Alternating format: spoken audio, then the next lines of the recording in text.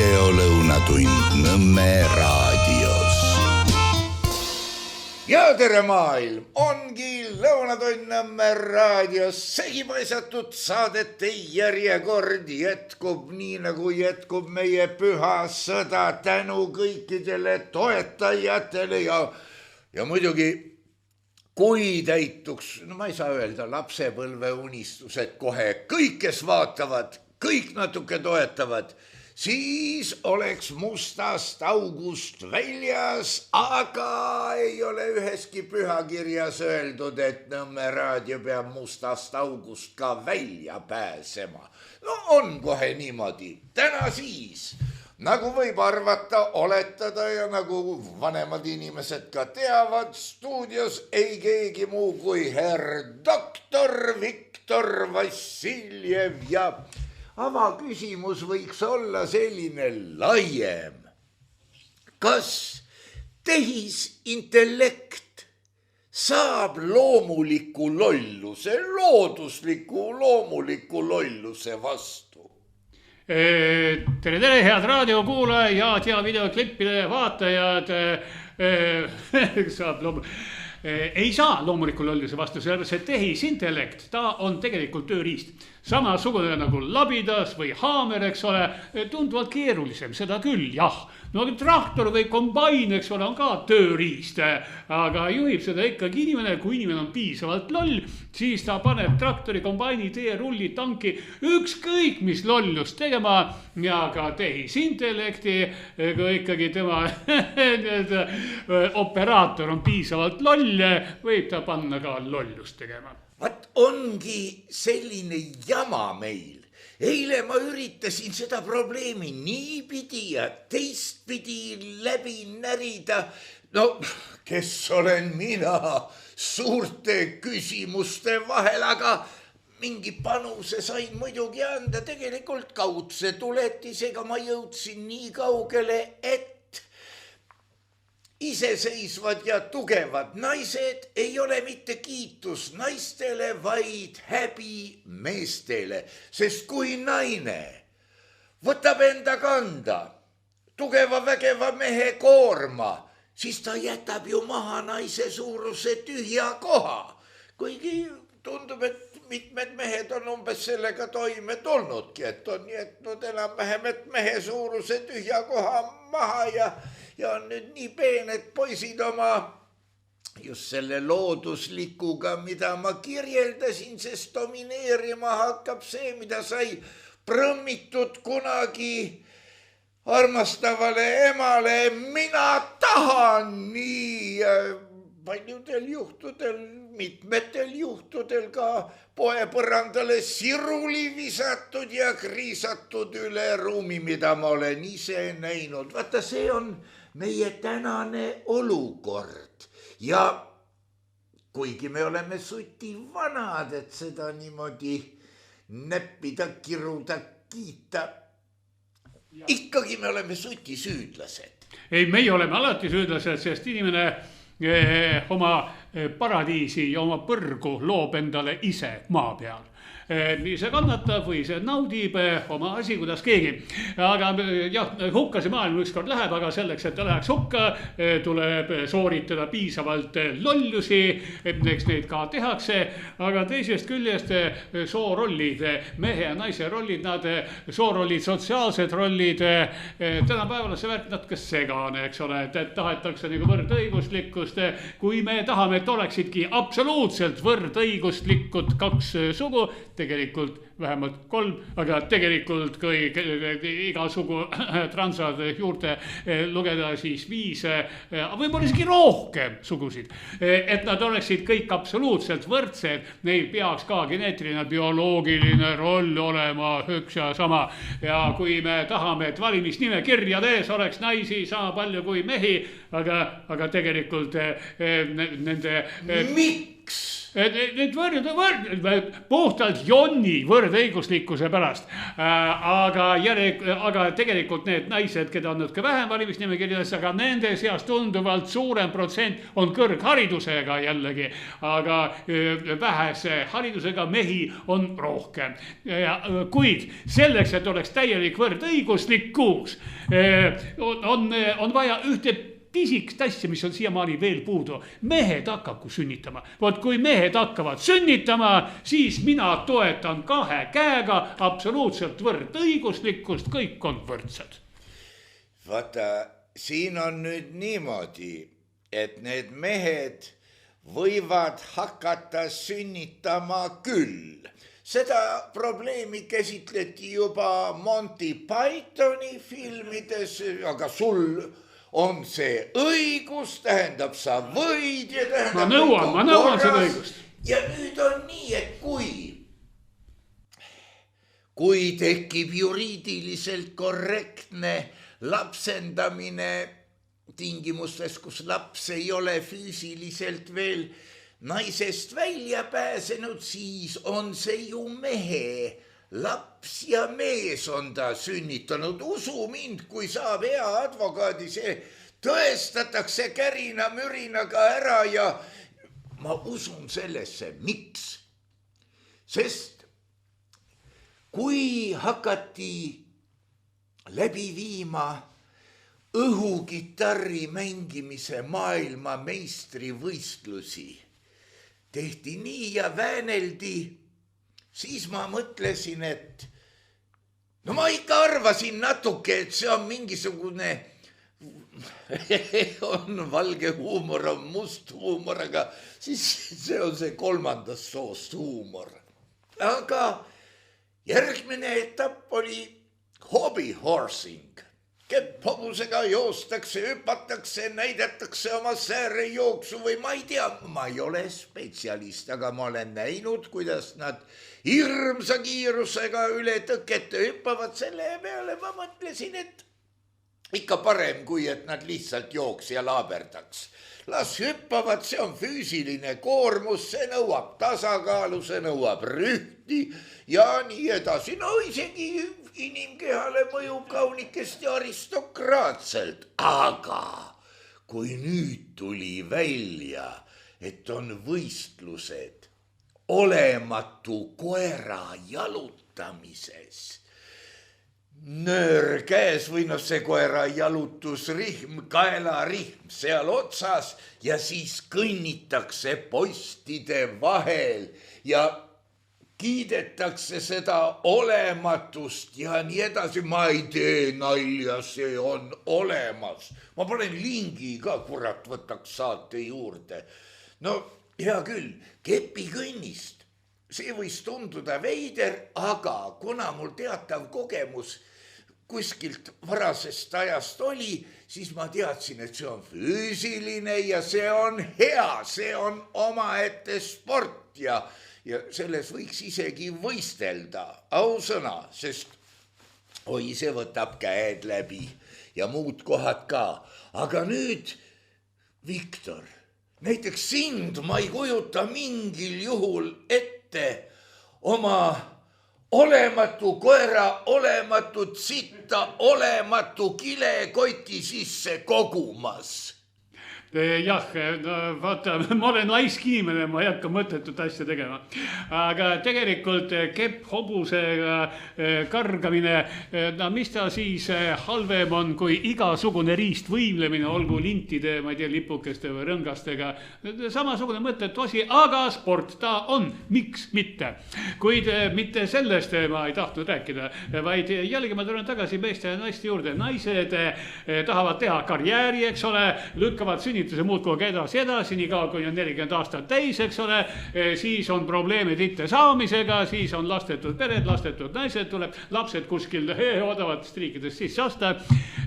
Aga me üritame siin seda asja nagu sõimata, eks ole, öelda, et vanastik on nii tehtud, tubli naine, tema ei tegelt poliitikaga, ega ei roninud kuskil ülikooli, vaid sünnitas 10 last, eks ole, oli pere ema ja nii edasi, keegi teine sõimab, et see on koopa inimese mentaliteet, eks ole, tänapäeval nii ei kõlba.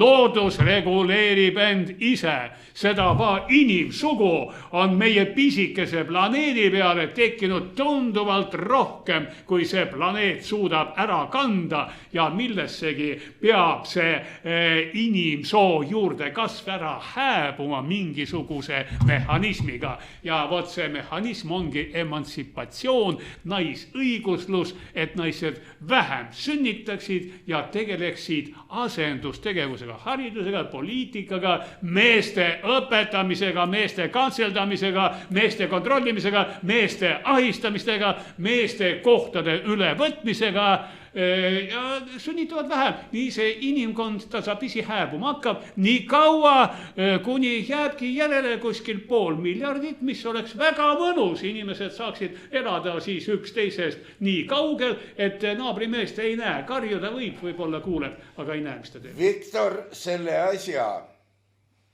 järelmid, see, kui jääb 500 miljardit, on kohutavad. Ma olen nõus. Loodus reguleerib ja reguleerib hästi siis, kui luuakse tingimused, et tal on mida reguleerida. Ehk siis, kui Brüsseli ja Euroopa Liidu juhtimisel tehakse niimoodi, tehakse naamodi ja ei arvestata tagajärgedega.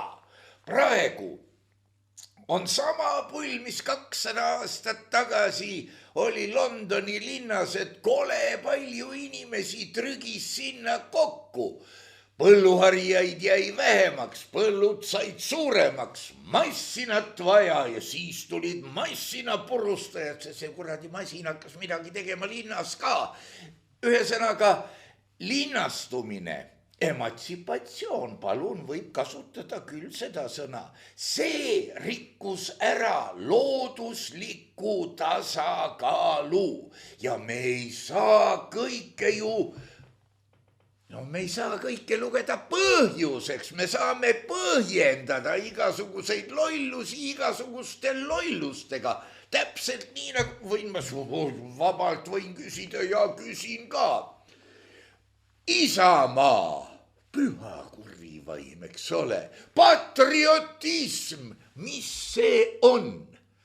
Ja ma vastan ise, need on 2 tühja sõnakõlksu, millega õigustatakse oma küündimatut juhtimist igas riigis. Ja kas sina ei olegi patriot, kas sina tahad, et Putin tuleks ja mis siis saaks? No mitte sitagi ei saaks, lihtsalt võim muutuks ja see väike inimene jääks nagu tema oli. Jah, tähendab Isamaa patriotism, eks ta puhtbioloogiliselt, ta taandub ju oma areaali kaitsmisele, et mingisugune hõim või kari kaitseb seda rohumaad, mille peal ta elab ja millest ta toitub. Ei viitsi kolima hakata. Ja muidugi, isamaaline inimene, eks ole, loomulikult kaitseb oma kodu, oma areaali, oma seda murulapikest. Kõrval on suurem murulapikene, kus siis karjatab oma karjaliikmeid Putin, kes on oma karja jaoks kõige isamaalisem inimene ju. Isamaa on nende loosung, ainult et igaühel on oma isamaa, need isamaad on ääretult erinevad. Ja Isamaa, kui me hakkame nüüd rääkima, et näiteks mingi erakond, et Isamaa on tema aatelisus, Isamaa on tema haated, tema vaated, tema haated. Ja Eestis on erakondi palju, eks ole, enne valimisi iga erakond karjub, et tema on maailmavaateline, eks ole, täpselt kuni valimispäevani, valimispäeva õhtul järsku tuleb välja, et vähe sellest, et valimislubadust enam ei kehti. Mingid vaated, need samuti ei kehti, maailmavaated ei kehti ja siis hakatakse tegema täiesti perversseid koalitsioone, ükskõik kes, ükskõik kellega, ükskõik mis kombel, kuhu kaovad maailmavaated, neid enam ei ole. Kus me jõuame? tõele ohtlikult lähedale. Mängu nimi on võim. Nad tahavad 0-4 saada võimule, et käratada sulle. Kas sina ei armasta oma isamaad? Maksa, sest meie ei oska odavalt valitseda. See on küll, aga jällegi, kui vaadata ükskõik missuguse Eestis registreeritud erakonna programmi või põhimäärust, seal üldiselt loeb välja, et iga erakond seisab oma isamaa eest, oma riigi, oma rahva eest. Nad on kõik isamaalised tegelikult. Ainult, et miks peab neid nii palju olema? Igaüks tahab tükikest pirukast, aga... Ei tükikest isamaad. No see on see sama. Kontrolli riigieelarve üle, aga mikus meus? See seista millegi eest, see on ju ehe russitsism. Kas sa saaksid valgustada selle termini ajalugu ja jõudmist eesti keelde? Jah, vaata millegi eest seismine. Poliitikas on väga huvitavad terminid, näiteks vastutuse võtmine. See ka pole eesti keelega, eesti kultuuriga mitte vähematki pistmist, aga Eesti poliitikas, Eesti ühiskonna elus vastutuse võtmine tähendab seda, et mingi seltskonna, olgu see äristruktuur või poliitiline struktuur, mingi seltskonna juht oma lähikonlastega keeravad kokku mingi ilge pasa, eks ole, või varastavad, eks ole, topivad taskud täis ja siis võtavad vastutuse, tähendab, jooksevad minema, jätavad pasa hunniku keset tuba ja jooksevad minema, teised koristagu, aga nemad võtsid sellega vastutuse, põgenedes just nimelt selle sama vastutuse eest. Vaata, kui sa kujutaksid ette, et näiteks majandusminister ametisse astumisel, no ma ei tea, mille peale ta peaks oma käe panema, võib-olla süda on nagu kõige lähem. No tead, paned piibli peale, siis Koraani kutid ütlevad, et ei kõrba, Talmuti kutid ütlevad, et lollakas ja nii edasi. Paned käe siia ja ütled, astudes ametisse hakkan ma vastutama selle ja selle eest oma naha ja karvadega. Mitte, et keerad sita kokku ja siis, kuulge, ma vastutan nüüd minema.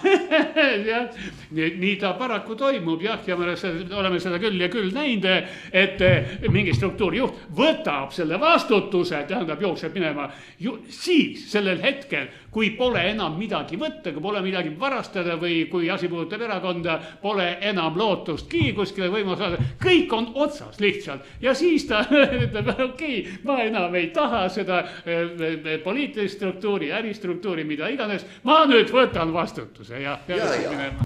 Ja vastutuse võtmisest on üks lausa etalonstseenikene, kuidas sarvede ja sõrgade kontorasse tuleb herr Funt, sitspresident Funt, kes loeb üles, mille eest ta kõik on vangis istunud. Ja milliste võimude ajal. Ja milliste võimude ajal ja kas teil ei olegi siis sitspresidenti, kes vastutaks?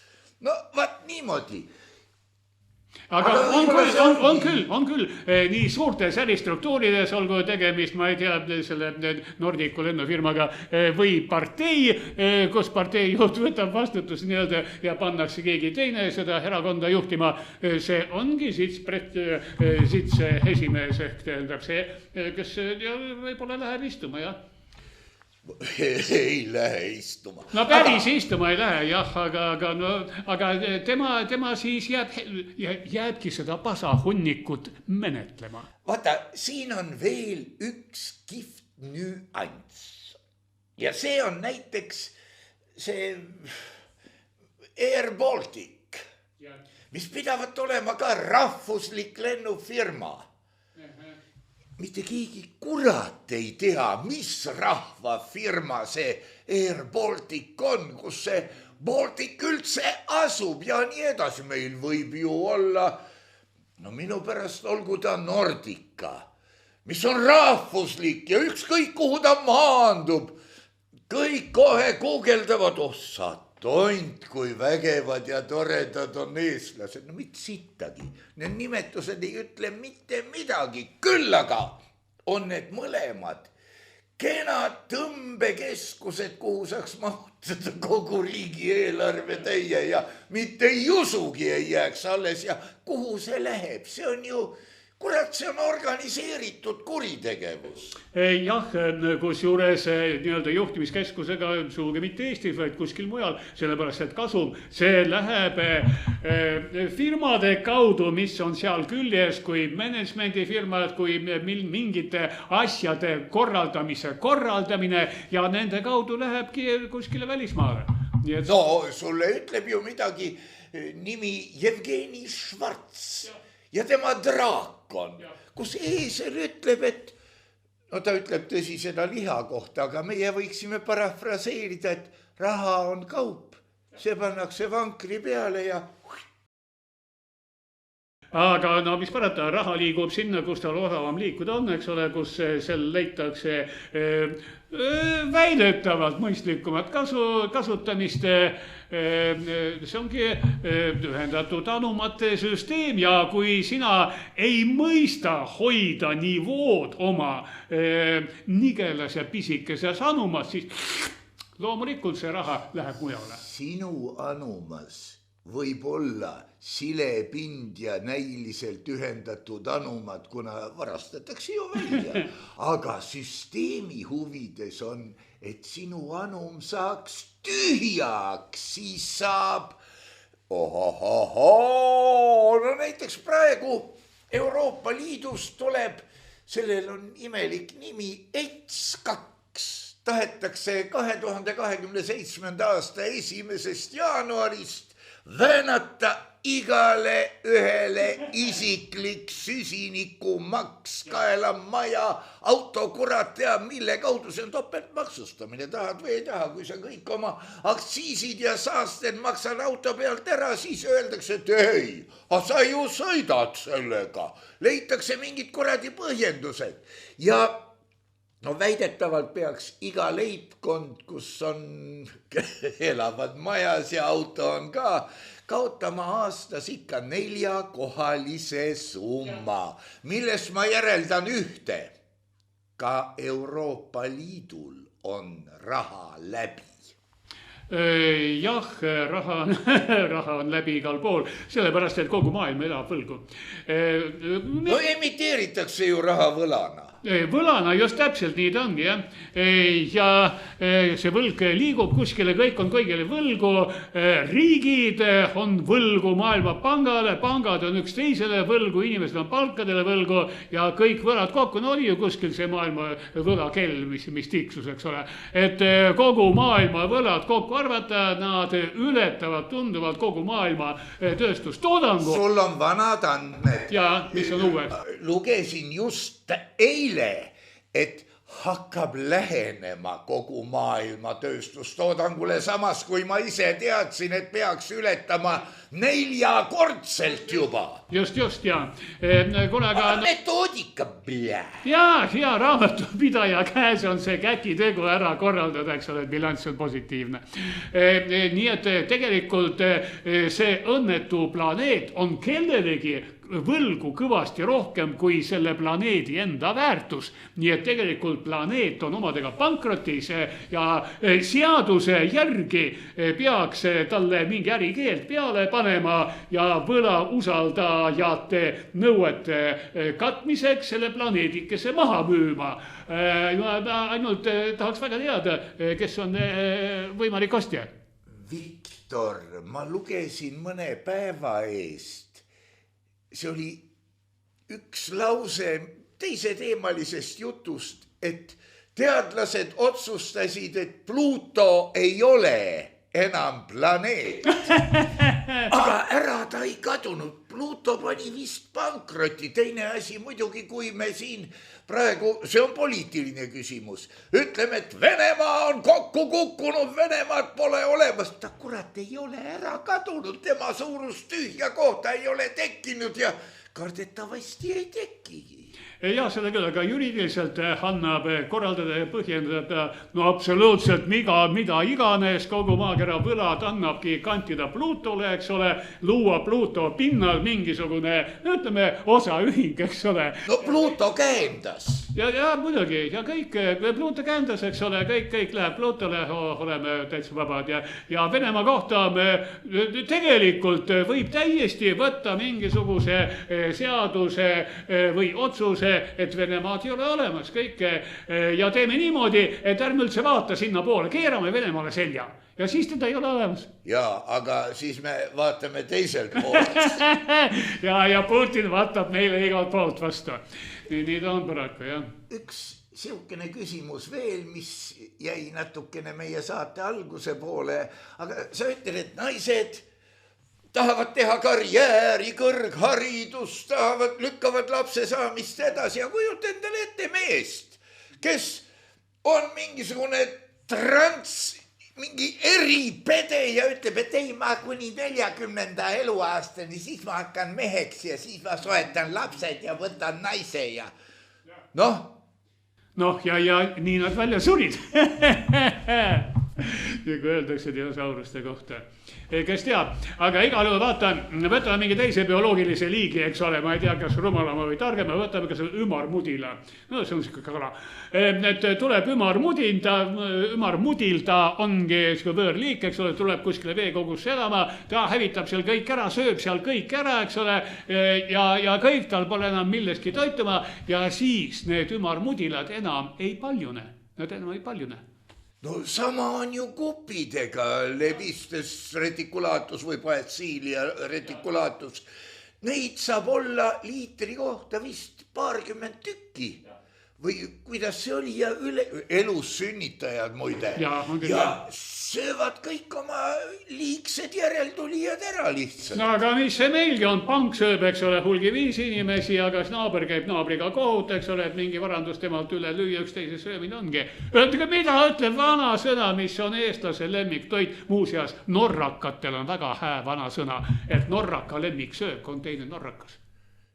Tohoh. Jah, see on üldinimlik kategooria, igal rahval on mingisugune siuke tarkus olemas. Vaata, see on kuidagi pidi, aga see on loodusseaduste vastane. Ei, see ei ole loodusseaduste vastane, sellepärast et ümarmudil, kui ta on oma tiigi tühjaks söönud, ta ei saa rohkem, ta ei tohi rohkem paljuneda, seda ümarmudilat peab jääma ühe erakonna jagu nii palju isendeid, et see tiigikene suudaks nad ära toita. Amigos meus, tuleme inimese juurde. Norra, Eesti, kas need maa-alad on siis inimesi nii täis, et Statistikaamet võtab kokku ja ütleb, et poisid, 27 tükki tohib nüüd ära süüa. Jah, see viga ongi, et inimene, kaasaegne inimene, see ei ole mitte bioloogilises mõttes üks indiviid, kes seisab kahe jalaga kõigest 30 ruutsentimeetri peal. Ei, see on tegelikult inimene koos oma maja, autoga, oma tööga, oma kulutustega, kaubamajaga, pordumajaga, pangaga, tont teab millega ja sellepärast ei saa lugeda, et mitu inimest meil on ruutkilomeetri kohta, vaid kui palju igasugust muud inimesega kaasnevat jama on selle territooriumi peal. Ja mis puudutab Eestit, siis Eesti tasaviisi hakkab lähenema Norrale, kus on tohutu raha, üle rahastamine, kus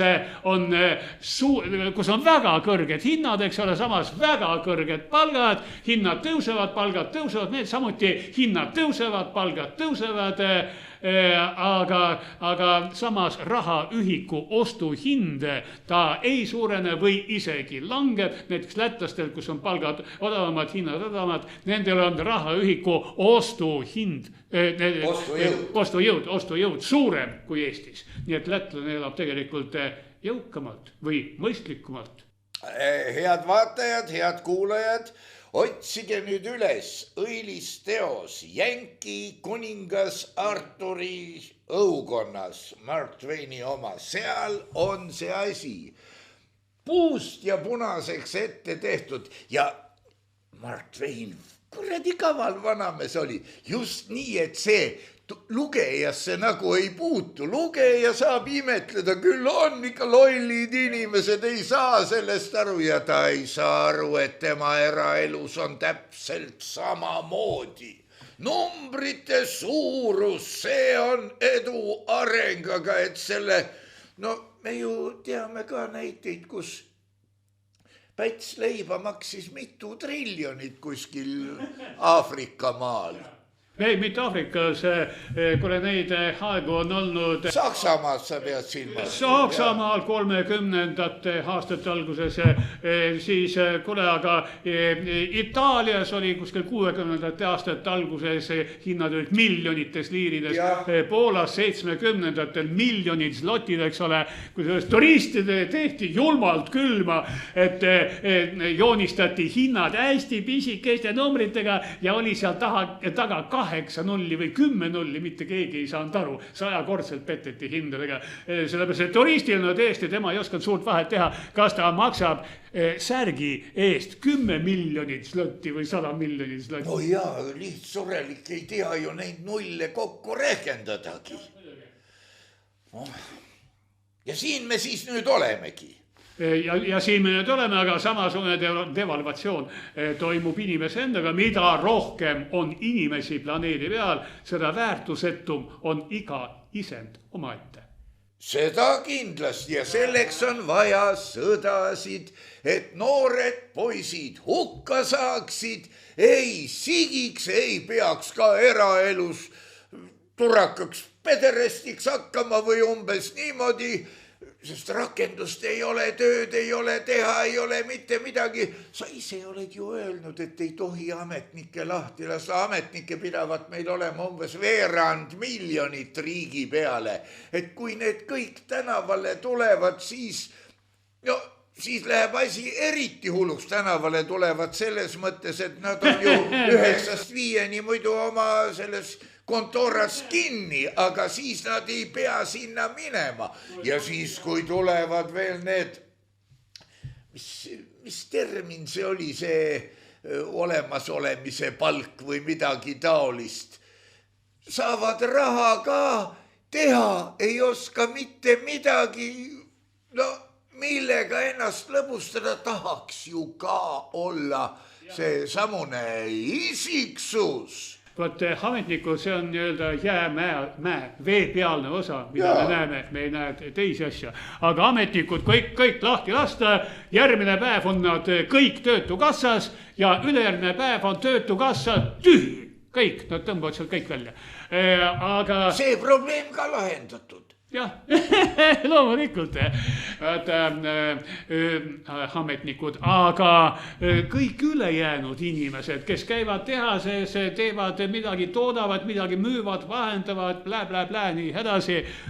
Valdav enamus nendest teeb mõttetut tööd, mida ei ole vajalik, mis ei ole üldse vajalik. Toodavad asju, mis ei ole vajalikud. Toodavad asju, mille järgi on tekitatud kunstlik nõudlus. Toodavad majapidamise masinaid, mis peavad vastu 3 aastat, mitte rohkem. Zingri õmblusmasin 100 aastat tagasi pärandati põlvest põlve, eks ole.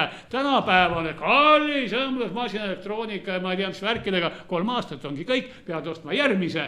Nii et see ongi mõttetu ületarbimine ainult sel eesmärgil, et anda inimestele mõttetut tööd nende asjade tootmisel.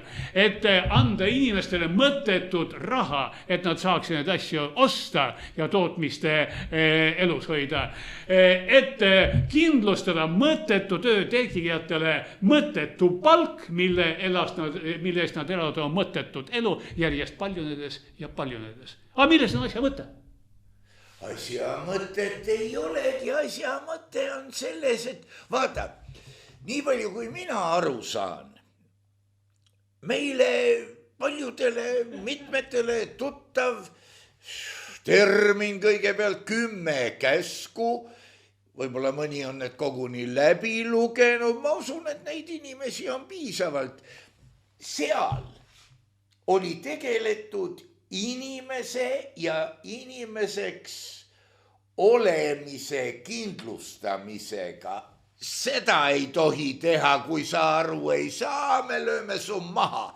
Teist ei tohi teha, kui sa aru ei saa, saad piraka. Olge nüüd korralikud, hakake kurat võtaks puhtust pidama nii ihus kui hinges. Ja vaat siis hakkas mida rohkem paragrahve igasuguseid, seda enam asi ju untsu läheb, sest paragrahv, iga lisatud keeld, no need tahes-tahtmad, need ei ole ju käsud, et meie põhiseaduses on kohe korraldus vähemalt kord nädalast kartuliputru süüa. Ei ole, kuigi see võib olla tervisele väga hea, ei olnud Nõukogude konstitutsioonis ka vähimatki märget 4-päevase kalapäeva kohta. Ei olnud, aga iga paragrahv, mis midagi keelab, paneb grupi seltsimehi, teisiti neid ei oska nimetadagi, otsima võimalusi, kuidas mööda hiilida ja tingib sellega paragrahvi alljaotuste nimekirja pikenemise. Nii et iga asi on nii põhjus kui tagajärg ja nii on väga paljude asjadega. Ja seda küll, aga jällegi selles karjas, no ütleme, on see ümarmudina tema tiigis või on see teatud kogum inimesi kuskil maatüki peal, on see terve riik oma rahvaga. Kui on võimalused selleks, et keegi saab kätte midagi paremat, midagi rohkemat, siis ta paljunebki paremini, paljuneb rohkem, sööb paremini, eks ole, ja elabki paremini kui teised, aga maailm ei olegi olnud mitte kunagi õiglane. Alati on ilmas olnud rikkamaid ja vaesemaid ja mitte ainult inimeste hulgas. Olgu see hundikari, olgu see lambakari on neid, kes söövad paremini, need, kes toituvad viletsamalt ja kas või see ümarmudil. Mõni on suurem ja rasvasem kui teine, kes on pisike klienuke. Mul jääb selline mulje, et sa väidad praegu, et paksud inimesed sigivad paremini. Põhimõtteliselt küll, ja ka sellega nad kaevavad endale hauda, sest kui ümarmudilaid saab hästi palju pakse, kes sigivad hästi palju, eks ole, siis seda kiiremini söövad nad oma tiigi tühjaks. Ja pärast seda ei ole neil midagi muud teha, kui lõpetada paljunemine, muutuda kõhnaks ja tasapisi hääbuda. Egas kõik ka ei hääbu. Ei, osa neid kõhnakesi jääb jääda, eks ole, nii kaua, kuni selgub, et neid on sellest tiigist saanud 5 tükki, aga ümberringi on igasugu vetikaid, tigusid, mida iganes kõike, mida annab süüa, eks ole, ja nad hakkavadki sööma, ühed söövad teistel toidu eest ära, nad muutuvad suuremaks, rammusamaks, nad paljunevad paremini ja uuesti tekib neid nii palju, et tiigis enam midagi süüa ei ole. Jahah. Ega ma seda su sõber Mudila me nüüd päris täpselt ei tea, aga ma kujutan ette, et kui ütleme, et nad sõid endast väiksemaid teisi kalu. Nad söövad kõike, ümarmudil söövad kõike. Kõike. Ta võib süüa vanu autokumme, okastraati ja kõike võib süüa. Siis nad ei tohiks ju nälga jääda, siis nad peaksid tiigi kallast ka sööma ja tiig saaks suurem. Ja siis nad tulevad välja ja vaatavad, kuule, aga maa peal on ju veel mingid söödavaid isendeid, kes käivad 2 jalal ringi, järelikult väga kiiresti eest ära jookseb.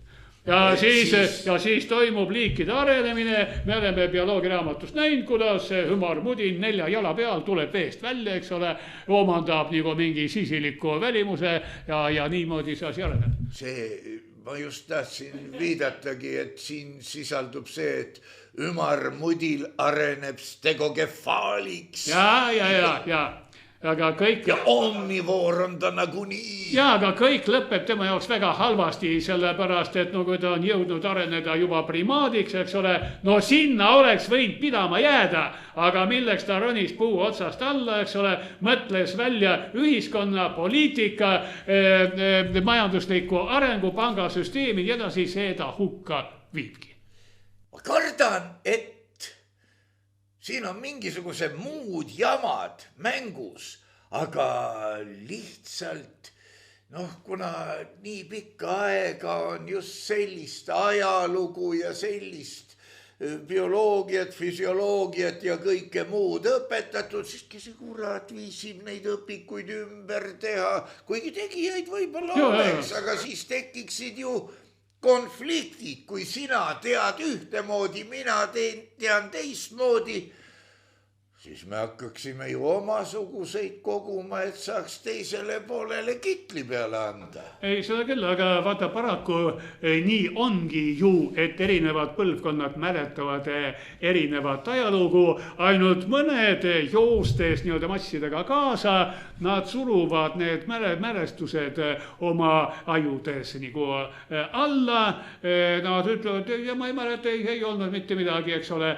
ja usuvad seda, mis on nooremale põlvkonnale õpetatud ja jooksevad nendega kaasa. Nii et meie sinuga mäletame hoopis teisi aegu, me oleme õppinud teisi tarkusi, me oleme teadnud teisi poliitikuid, teisi inimesi ja nende rolli, eks ole, aga tänapäeval ei ole selle teadmisega midagi peale hakata, sellepärast et hakka nüüd selle kõike välja ütlema ja kõik see rahvas tuleb turuplatsile kokku ja näitab näpuga, karjub, et see on usust taganemine ja lõkkele. Ja ei tule siin mingit keskkonnakaitset ega rohelisi, et see lõkke ajab ju tossu. See on õilistus. Akustiline reostus ka, sest see, keda põletatakse, see võib-olla koguni karjub. Et tal on õigus arvamust avaldada. Hilja. Demokraatia. Ei ole midagi parata. Aga kui me nüüd vaatame meie tänast sündmuste kulgu, siis mu meelest see, mida me näeme, on tegelikult kohalike omavalitsuste allutamine poliitilisele lehmakauplemisele, mis partei, mis sektori, saab ühesõnaga leitnant Schmidti lapsed. Ei ole päris nii. Sellega on veel huvitavam, sellepärast, et peavoolumeedia on meid harjutanud sellega, et poliitikas on valged jõud ja mustad jõud, eks ole, on head erakonnad ja pahad erakonnad, aga pärast valimisi head ja pahad hakkavad üksteisega äri tegema, hakkavad kokkuleppeid tegema ja selles ei ole enam midagi valet ega midagi halba, vaid kõik see Eesti rahvas vaatab iga jumala päev seda uudistest ja elab kaasa, näiteks sama Isamaa, eks ole, et tema vaatab, et kellele nüüd saaks need isamaalised aated parema hinna eest maha müüa. Ma mõtlen Tallinna võimukaupleid. Pole ju aateid. Ei, aga kui keegi on nõus nende eest mingeid hüvesid andma, ju siis ikkagi asjal mingi väärtus on. See on see, et inimene ei suuda välja mõelda nii totrat liikumist, millel ei ole järgijaid. Inimene ei suuda välja mõelda nii totrat tsirkust, millisel ei oleks kaasa elajaid ja piletiraha maksjaid. Jah, kunst nõuab ohvreid ja pilet näpust tulevad ohvrid saali. Just, täpselt nii ongi, jah. Ja praegu muidugi on see ka veel, et näed, sümfooniaorkester teeb ka korjandust, et saaks palka maksta. Nad toodavad seda teist, kolmandat. Kas me saame öelda, et ooper, ballett ja sümfoonia on oma aja ära elanud? Ei. Jääb ajale jalgu. Ei, muusikat on ikka vaja, sellepärast, et kui egiptlaste kohta ei ole teada, aga kui inkad Lõuna-Ameerikas ehitasid püramiide, eks ole, siis nagu siipelgad seal inimesed tassisid kive, palke seal, mida iganes ja kogu see aeg mängis orkester lõbusaid, ilmselt patriootlikke viise, et inimesed hea meelega teeksid seda tööd. Ja näed, see muusikažanr ja see orkestri koosseis elas oma aja ära ja polegi teist. ei, seda küll, aga muud tulid teised koosseisud ja teised muusikariistad, eks ole, ja uued muusikud mängivad uusi laule ja ikkagi samamoodi on patriootlik muusika, on hümnid, eks ole, on mingisugune meelelahutus, on espresso macchiato, eks ole, miks mitte ääretult populaarne lugu. Nii et muusika on ja muusika jääb, et kellele meeldib klassika, kellele meeldib Verdi ja kellele meeldib Tommy Cash, eks ole. Suurt vahet ei ole. Jah. Sellest on möödas väga palju aega. Uno Naissoo ütles mingisuguse muusikapala kohta, et see ei ole enam muusika, see on juba helikunst. Kas muusika muutub täielikult ühel hetkel helikunstiks? Sa kurivaim oled ju ka klaverit õppinud ja koerapolka, igal hetkel mängin koerapolka. Kes on autor? Mina. Koerapolka autor. Ei, oot, kuule, ma olen. Oot. Ma teadsin, kes oli. Ei mäleta. No tal on veel teisi vähem tuntud teoseid. Mendelssohn, muidugi. Ei ole, Chopin, jah, õige, Chopin, võt niimoodi. Ja. No ja kujuta ette, kui Chopini järeltulijad saaksid koerapolka eest autori kaitset. Mamma mia, siis me ju teaksime, kellele me võlgu oleme. Ja selle küll, aga muusikad nagu ka teatrit ja kirjandust on ääretult mitmesugusel tasemel, eks ole. Nii et tegelikult mingid lollakad koomiksid on samuti kunstiliik. Miks mitte? Vaata, mul tekkis veel üks võigas küsimus siin eile. See ei puuduta otseselt sinu ametlikke teadmisi, küll aga sinu fantaasiat ja oletamisvõimet, kui sünnib inimene, kes on pime ja kurt. Mis keeles ta mõtleb? See on hää küsimus. Talle saab toksida morset, aga kust ta saab selgeks tähestikku? Kust ta saab morse tähestikku, jah. Jah, see on ääretult kurb nähtus, eks ole. Tegelikult, kui ta on sündinud juba kurdi ja pimedaga, temaga ei ole suurt midagi peale hakata. Inimene, kellel enne seda olid mingisugused kogemused, eks ole, teda on võimalik aidata. Me saame sellist inimest ainult pideva kehalise kontaktiga arendada, eks ole. Ta hakkab käituma, aga ikkagi ma saan aru, et kuidas ta käituma hakkab, see on suhteliselt refleksid. Aga samal ajal, kas me saame öelda, et ta on, tegelikult ta on nagu vastutusvõimetu. Juriidilises mõttes on ta absoluutselt vastutusvõimetu, aga igasugune bioloogiline struktuur elab mingisugust bioloogilist elu, milline võib siis olla väga erinevate tasanditega, nii et... Aga kas ta üldse... Ta elab. Ta ikka mõtleb ju. Vaat küsi tema käest, jah, ta ei vasta. Jah, ta ei vasta. Jah, aga midagi seal toimub, jah. Midagi seal toimub, aga kuna ta ei ole loomulikult käinud ei lasteaias ega koolis, eks ole, siis tema mõtted on midagi hoopis muud kui meil sinuga. Kui me trügime praegu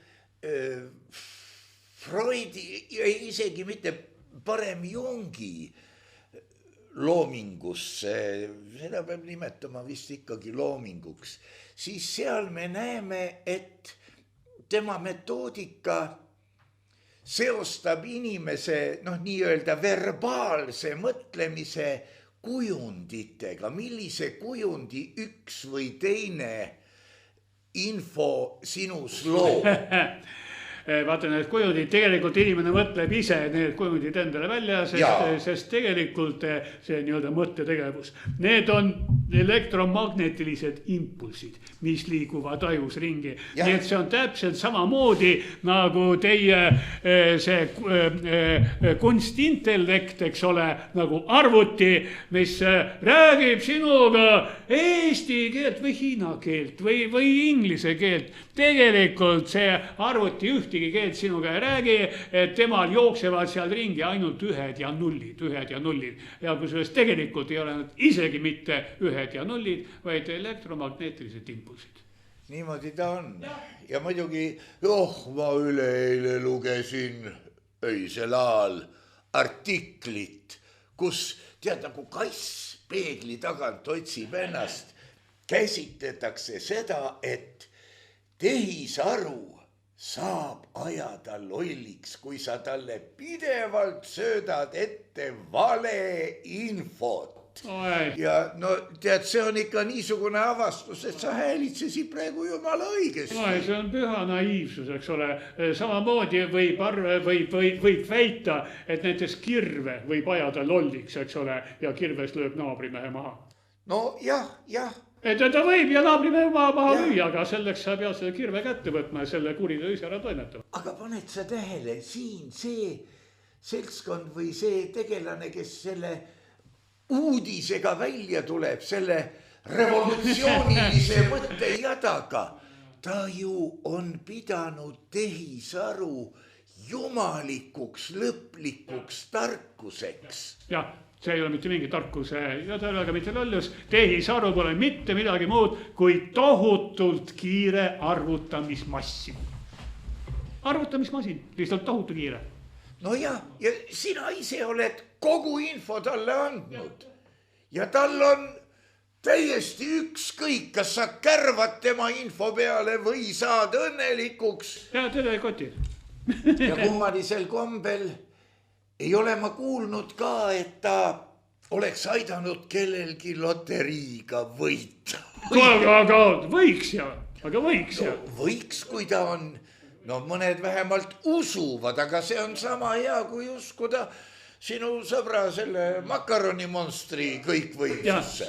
Vaata, ma olen tegelikult matemaatikutega uurinud seda loterii värki, eks ole, kusjuures juba sügaval nõuka ajal, kui oli sportloto. Ei ole võimalik välja arvutada mingisuguste valemit, numbrite jadaga, mitte kui midagi, sest kõik loteriid, nad ongi ehitatud selliselt, et võidaks maja. No 50-50, kui jaguneb, siis ei, mitte 50-50, vaid 60-40 võidab maja. Ja et vahetevahel kellelegi antakse midagi ainult selleks, et see lollakas karjuks iga nurga peal, tema võitis miljoni, samal ajal kui loterii korraldaja võitis 10 miljonit. 50-50 ka aitab, sest pool jääb majja ja anna jumal ainult lollikesi juurde. No siin muidugi, eks sedagi saab kenasti arendada, kui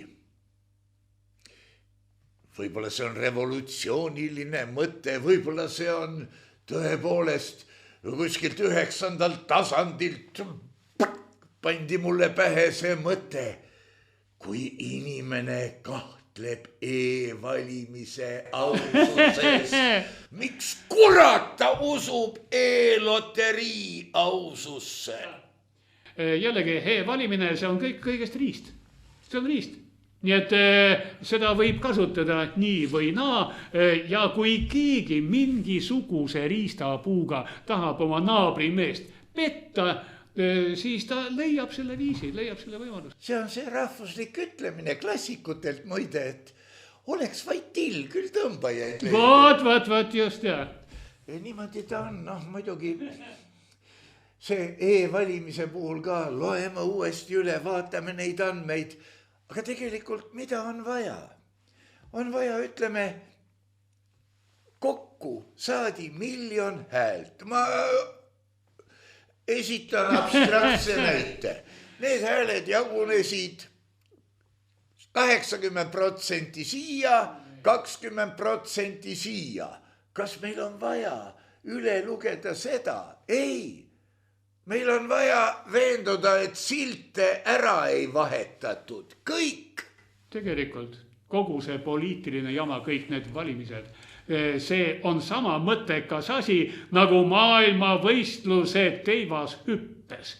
aga mis sul vahet, kes võitis, kes oli esimene, kes oli teine, kes oli kolmas? Mis on vahet? Näiteks need kohalikud valimised, eks ole, et tuleb kuskil mingis vallas või linnas võimule üks erakond või teine erakond, keegi võitis valimised, eks ole, aga hoopis teised teevad koalitsiooni, teevad absoluutselt perversse koalitsiooni, mis ma vaatasin mitte kuidagi ei sobi kokku, eks ole, ja tehakse võim, millest sa ei osanud undki näha, aga mida see sinu jaoks muudab? Linna või valla elanik, tema tahab üsna lihtsaid asju, et torudest tuleks vesi, juhtmeks tuleks elekter ja mitte vastupidi. Aga seda vett ja elektrit korraldab mitte linnapea. Ma ei ole kunagi näinud, et keegi linnapea oleks võtnud labida kaevanud kraavi või vedanud. Ometigi teda tänatakse, just nimelt teda tänatakse, tema on süüdiga, kui valimised lähenevad. Ta ongi selleks sinna pandud, et teda võiks tänada, tema pihta võiks sülitada, mida iganes. Tegelikult kõik need vajalikud teenused korraldavad keskastme ametnikud, kes ostavad need teenused erafirmadelt kokku ja milline mõistuse ja vaadete vastane koalitsioon seda kõike sealt pealtpoolt juhib. Mis on vahet? Nii et need valla teivashüppevõistlused, kas võitis need Jaan või Juhan? Oot, peremees. Amigus meus, inimvaimu triumfina võin ma tuua sulle veel ühe näite. Protesteeritakse Elon Muski vastu ja kuidas? Lakkudes Tesla auto ust. Ei ole nali ja ma olen kaine ka ja ma ei ole ainete mõju all ega issanda välk ei ole mul ka siin praegu teinud kokteili. Jaa, aga miks mitte, aga maailmas tehakse kogu aeg absoluutselt mõttetu ja mina ütleks niimoodi, et need valimised ongi üks mõttetumaid asju, kui on vähemalt 18 erakonda, eks ole, kes osalevad kogu selles tsirkuses, ta ongi üsna mõttetu. Käesolevatel valimistel või mööda saanud valimistel me nägime ka pärast valimisi küll detaili, mis vastab möödunud sajandi 70ndatel Pikkeris ära trükitud humoorikale killule spordiühingu aasta koosolek, kus oli punkt, et kõrgushüppe Eesti rekord vastuhaukumise pärast sassilt ära võtta ja anda kellelegi, kes on viisakam. Kuulekam. Jah, aga nii paljud asjad toimuvadki, jah. Aitäh, herr doktor Viktor Vassiljev, see sinu žest saate lõpus. See minu žest tähendab seda, et hea kuulaja, hea vaataja, maailm on imeline. Nii kaua, kuni on võimalik, naudi seda vaatemängu. Jah, oleme küll perses, aga vähemalt soe on. Aitäh, herr doktor Viktor Vassiljev. Aitäh kõigile, kes meid toetasid, kes oma küsimusi, viiteid, vihjeid, hinnanguid internetis trügivad, et ma näeksin neid. Ja olge tänatud, kes te kõige vägevamalt toetate. Meie püha sõda läheb edasi.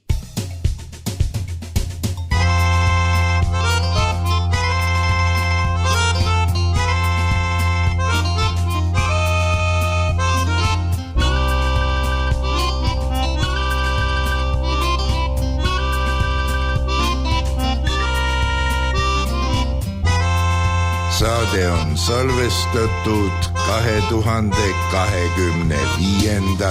aastal.